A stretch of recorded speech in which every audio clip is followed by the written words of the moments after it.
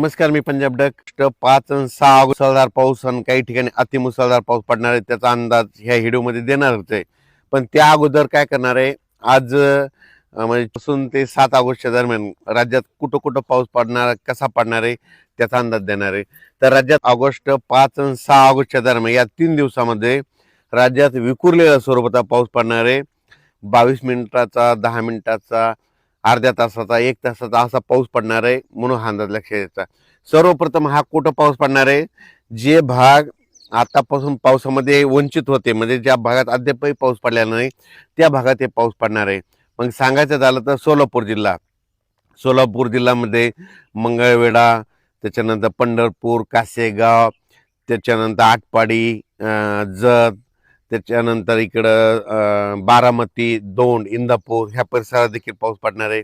त्याच्यानंतर अहिल्यानगर जिल्ह्यात देखील पाऊस पडणार आहे. त्याच्यानंतर इकडं लातूर जिल्ह्यामध्ये उदगीर, नळदुर्ग, अक्कलकोट, मंद्रुप ह्या परिसरामध्ये पडणार आहे. त्याच्यानंतर इकडं कंधार, लोहा, पालम, म्हणजे पालम हे भागात पाऊस कमी होता त्या भागात देखील परत एकदा आता पाऊस पडणार आहे. त्याच्यानंतर परभणी जिल्हा, जालना जिल्हा, बीड जिल्हा ह्या 3 जिल्ह्यात देखील चांगला वेगवेगळ्या भागात पडणार आहे. सर्व दूर पडणार नाही, फक्त भाग बदलत पडणार आहे म्हणून हा अंदाज लक्षात घ्यायचा. नांदेड जिल्ह्यात आज जरा जास्त पाऊस पडणार आहे म्हणून हा नांदेडकरांनी अंदाज लक्षात घ्यायचा. धर्माबाद, बिलोली, नायगाव, नरसी,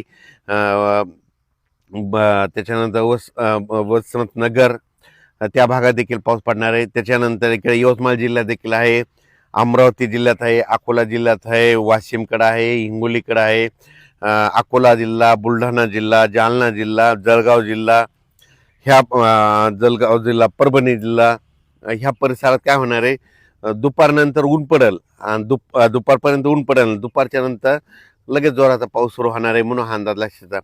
आणि मुंबई कोकणपट्टीचा म्हणजे ते पालघरपासून ते इकडं रत्नागिरीपर्यंत, गोव्यापर्यंत ते पाऊस सुरूच राहील. त्याच्यामुळे पुणेकडे देखील सरी सुरू राहते.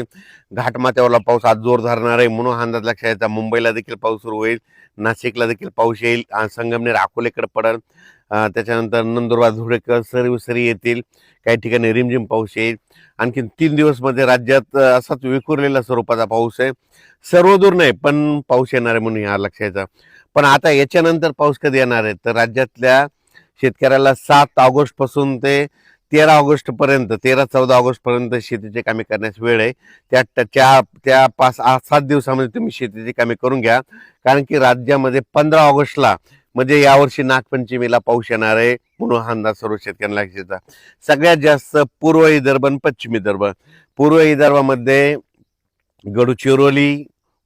गडचिरोली, चंद्रपूर, वर्धा, नागपूर, भंडारा, गोंदिया, यवतमाळ, अमरावती, अकोला, नांदेड, हिंगोली, वाशिम, बुलढाणा ह्या जवळपास 11-13-15 जिल्ह्यामध्ये मात्र मुसळधार पाऊस पडणार आहे म्हणून हा अंदाज लक्षात घ्यायचा.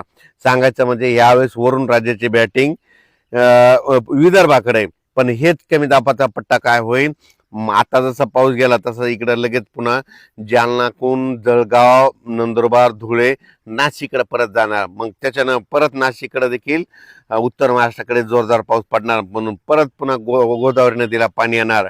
आणि योगायोगानं तुम्हाला एक सांगू इच्छितो की जायकवाडी धरण आहे आजच्यानं 90% भरलंय, तर तुम्हाला सांगतो 90 आणि 93% झाल्याच्या नंतर ते सोडणार आहे. तर जायकवाडी धरणातले जे जी नदी आहे गोदावरी नदी, ती पैठण पासून पुढे निघते, ती नांदेड पर्यंत आहे.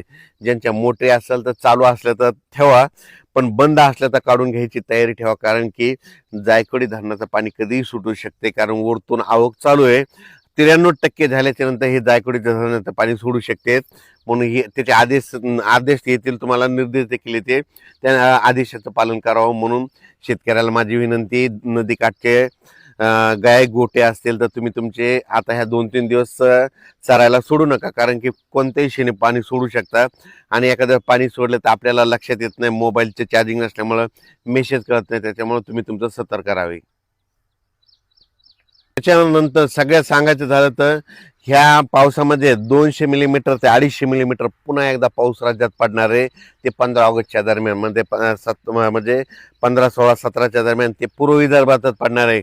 म्हणजे नागपूर जिल्ह्यात देखील 200 मिलीमीटर पाऊस पडू शकतो. वर्धा, चंद्रपूर, व चंद्रपूर, नागपूर, यवतमाळ, अकोला, अमरावती, पुन्हा विशेष म्हणजे त्यानंतर